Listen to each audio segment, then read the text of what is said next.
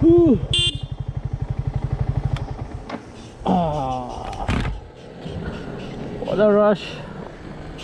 Very tiring too. I've been riding this bike whole day, and this bike is pretty impressive. We already love, I mean, we know what the V3 can do. We are really not sure what this bike will be able to do, because they've changed the whole setup. You know, V3 is made to be like, it's meant for sport riding, like to be ridden on the track really fast. It has, I mean, it can corner really fast.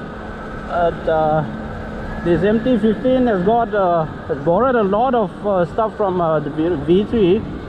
Firstly, it has borrowed the engine from V3 itself, the wheels, the brakes, tires, and the chassis.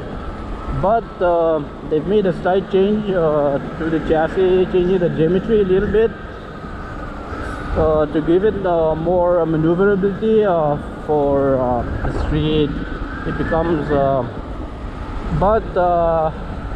I feel if they have just given the same geometry of the V3 with the same setup, you know, with the handlebars and the tank and everything, I would prefer that, because it's slightly nervous is not the word, but it's slightly what to say, too flighty on the corners when you're really pushing it.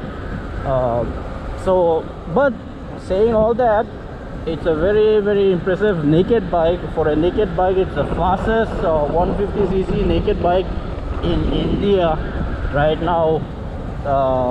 From I don't think any other 150 can go faster than this, even though it's not in production anymore. Like the CBR 150 was quite impressive, but that was on par with the R15 V2. So this is using the V3 engine with slight changes to the ECU and the sprocketing. So the gearing has become shorter, but the benefits of that is inside the city, it churns out, the engine spools really fast, and the VVA kicks in 400 RPM lower. It kicks in at 7000 RPM instead of the R15s that's kicking in at 7400 RPM. So it's a very tractable engine. If you don't like going fast, then even riding with a pillion and cruising around at 4th gear, 5th gear in around 5000, 6000 RPM, it can do all that. Okay, it's a great bike for cruising, and the passenger seat is really, really good. When you look at it, it looks really short, but when a guy around 5'8" is sitting at the back, 5'9", no problem.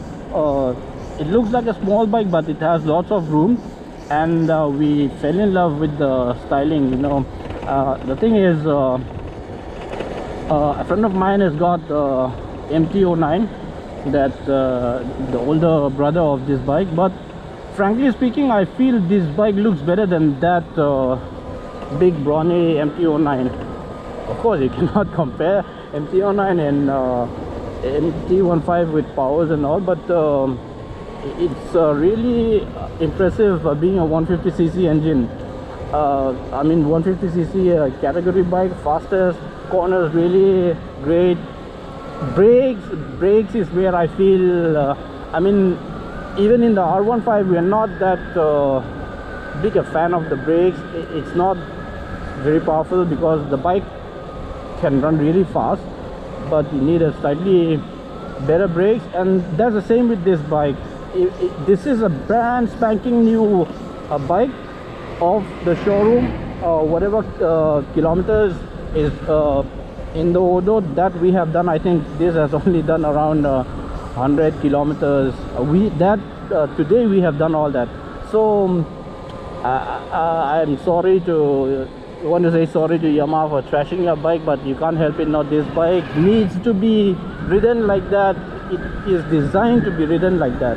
So I know it can potter around on the streets, you know, carrying some pillion riders, looking cool and all that, but that is not actually what the MT is made for. It's made to be ridden maybe not on the racetrack, but this is the place where it has to be you know what Yamaha had envisioned the MT, like we don't have here we don't have nice roads on the street. Inside the city you can hardly ride a bike because it's full of traffic jams. This is where it needs to be, and we are super impressive with this bike. Okay, and we don't have any complaints with the tires, nothing. We don't have any complaints with the tires in the R15 also, so it's the same tire. And here are my crews. Say hi people. Hi there. Okay, let's leave it then now.